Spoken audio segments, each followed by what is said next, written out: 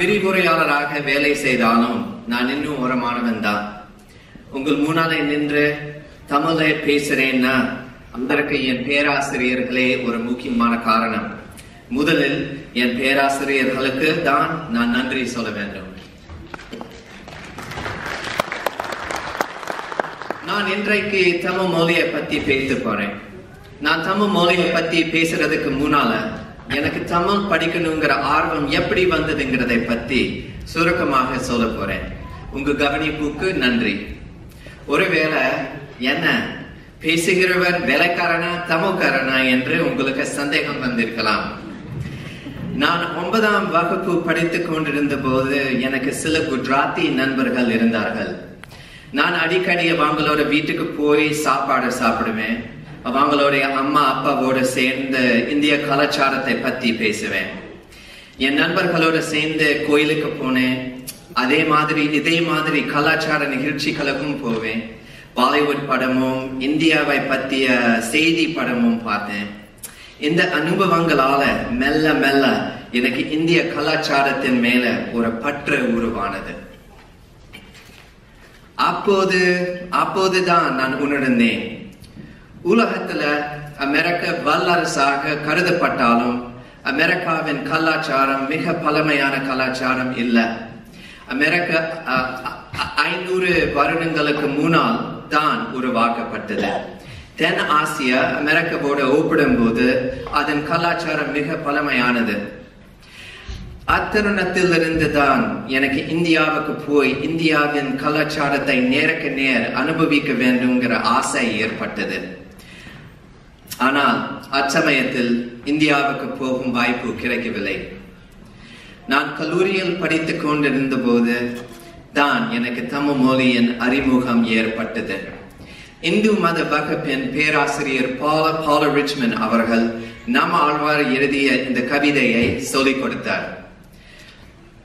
நாம் அவன் இவன் உவன் அவள் இவள் உவள் அவள் நாம் அவர் இவர் உவர் அவர் இது விது புது வெது வீமவை இவை உவை யவை நலன் தீங்கவை ஆமவை யாயவையாய் நின்ற அவரே. இந்த வரிகள் கேட்டவுடன் நான் அசந்து விட்டேன். இந்த கவிதையோட வரிகளில் இறைவனுடைய இயற்கை எவ்வளவு அழகாக வர்ணிக்கப்பட்டிருக்கிறது. மேலும் நம் ஆழ்வாருடைய வரிகளில் இனிமையான இசை கேட்குது. இந்த கவிதையால் என் மனதில் தமிழுடைய விதை விதைக்கப்பட்டது. அச்சமயத்தில் வருகாலத்தில் இந்த விதை மரமாக போகிறது என்று எனக்கு தெரியல. என் நண்பர் சுரேஷோடைய அம்மா கிட்ட நான் ஏன் தமிழ் படிக்க ஆரம்பிச்சேன்னு நீங்க கேட்டா அவங்க நான் போன ஜன்மத்துல இந்தியாவில இருந்திருக்கேன்னு சொல்றாங்க.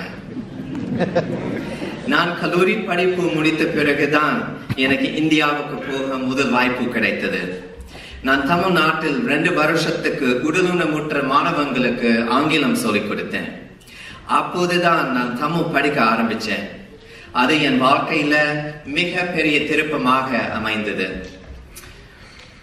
நான் இதுவரை இல்லத்துக்கு சென்றதில்லை. ஆனா அங்கே போகும் ஒரு வாய்ப்பை நான் எதிர்பார்த்துக்கிட்டு இருக்கேன். நான் தமிழ்நாட்டில் வாழ தொடங்கிய போது எல்லாமே எனக்கு புதுசா இருந்துச்சு. அப்போது கீழே உட்கார்ந்து கையால சாப்பிடவும் தரையில படுத்து தூங்கவும் கற்றுக்கொண்டேன். நான் மதுரை போக்குவரத்து நெரிசலில் வண்டி ஓட்ட கற்றுக்கிட்டேன். என் நண்பருடைய அம்மா செஞ்ச பூவை போன்ற இட்லியை தக்காளி சட்னி தொட்டுக்கொண்டு விரும்பி சாப்பிட்டேன். வெண்டைக்காய், முருங்கைக்காய், புடலங்காய், பாகற்காய், சேனைக்கிழங்கு போன்ற காய்கறிகளை நான் என் வாழ்நாளில் முதல் தடவையாக சாப்பிட்டேன். தமிழ் படத்தில் நடந்த சண்டை காட்சியை ரசிச்சு பார்க்க ஆரம்பிச்சேன். நான் தினமும் மத்தியானத்துல உச்சி வெயிலில் சுட சுட டீ குடிப்பேன். பெரியவங்களுக்கு முன்னாலே நின்று உட்காரும் போது கால் நீட்டாம அடிக்கமா உட்கார பழகினேன். இது எல்லாமே அனுபவித்த போதுதான் தமிழ் மொழி மேலும் தமிழ் கலாச்சாரம் மேலும் எனக்கு ஆர்வம் இன்னும் அதிகமாயிற்று. என் தமிழ் நண்பர்கள் என்னை தம்பி என்று கூப்பிட ஆரம்பிச்சாங்க. அவங்க என் மேல வச்ச அன்பும் பாசமும் என் தமிழ் ஆர்வம் பற்றாக மாறினதுக்கு ஒரு முக்கியமான காரணம். அவங்க கொடுத்த ஊக்கத்தாலும் அன்பினாலும் தான் நான் இன்னைக்கு ஹார்வர்ட் வரைக்கும் வந்திருக்கேன். என் அனுபவத்துல தமிழ் படிப்பது என்பது ஒரு மதிப்புக்குரிய காரியம்.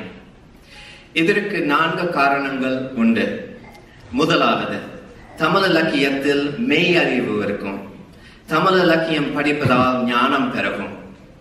இரண்டாவது, இந்த ஞானத்தை நம்ம வாழ்க்கையில பயன்படுத்தலாம். இரண்டாவது, தமிழ் இலக்கியம் படிப்பதால் மனதுக்கு இன்பம் தரும், மகிழ்ச்சி பெருகும். மூன்றாவது, தமிழுக்கு பிறந்த இலக்கிய பாரம்பரியம் உண்டு. தமிழில் எத்தனையோ வகையான இலக்கியங்கள் இருக்கின்றன. நான்காவது, நான் என் தமிழ் படிப்புக்கு இவ்வளவு முக்கியத்துவம் கொடுத்தேனோ அதை விட பல மடங்கு இம்மொழியால் பயன் அடைந்திருக்கிறேன். மக்கள் தமிழ் மொழி சிறப்பை பற்றி பேசும் போதெல்லாம் தமிழ் இலக்கியத்தின் பழமையை பெருமையாக எடுத்து காட்டுவார்கள். சங்க இலக்கியம், காப்பிய இலக்கியம், பக்தி இலக்கியம் போன்றவை பொதுவாக தமிழின் சிறப்பின் ஆதாரமாக மதிக்கிறார்கள். ஆனால் எனக்கு ஒரு கேள்வி இருக்கு. உண்மையில் இக்காலத்தில் எத்தனை பேர் தினந்தோறும் தமிழ் இலக்கியத்தை உற்சாகத்தோடு படிக்கிறார்கள்? தமிழ் வார இதழ்களையோ அல்லது தின பத்திரிகைகளையோ தவிர எத்தனை பேர் அவங்களுடைய வாழ்க்கையில் தமிழ் இலக்கியம் படிப்பதை ஒரு தொழிற் பயிற்சியாக மேற்கொள்வார்கள்? பெரும்பாலோர் இலக்கியத்தில் இக்காலத்தில் தமிழ் இலக்கியம் படிப்பது இல்லை. தமிழ் மொழியை மற்ற மொழிகளோடு ஒப்பிடும்போது தமிழ் மொழிக்கு கொடுத்த முக்கியத்துவம் மிக குறைவாக இருக்கிறது. இது ஒரு சங்கடம் தரக்கூடிய விஷயம் இல்லையா? இப்படி ஒரு மிக செம்மையான இலக்கிய பாரம்பரியம் இருக்கிறப்ப தமிழ் மொழிக்கு இந்நிலைமை ஏன்? என் அனுபவத்துல தமிழ் படிப்பது ஒரு கடுமையான காரியம் இல்ல. தமிழ் மேல் ஆர்வம் இருந்தால் போதும். தமிழ் படிப்பது ஒரு இன்பம்.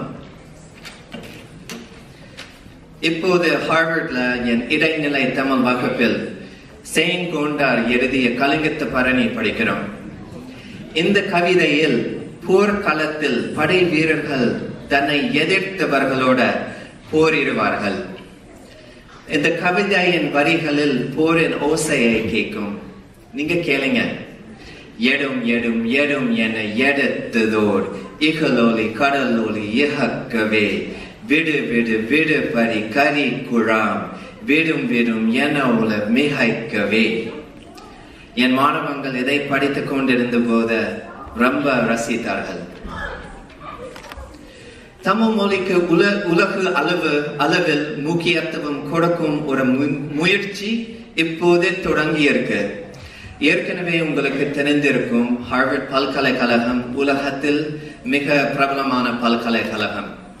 ஹார்வர்ட் தமிழ் சேர் இன்கார்பரேட்டட் என்கிற நிறுவனம் ஹார்வர்ட் பல்கலைக்கழகத்தில் ஒரு தமிழ் இருக்கை உருவாக்குவதற்கு முயற்சி செய்து வருகிறது.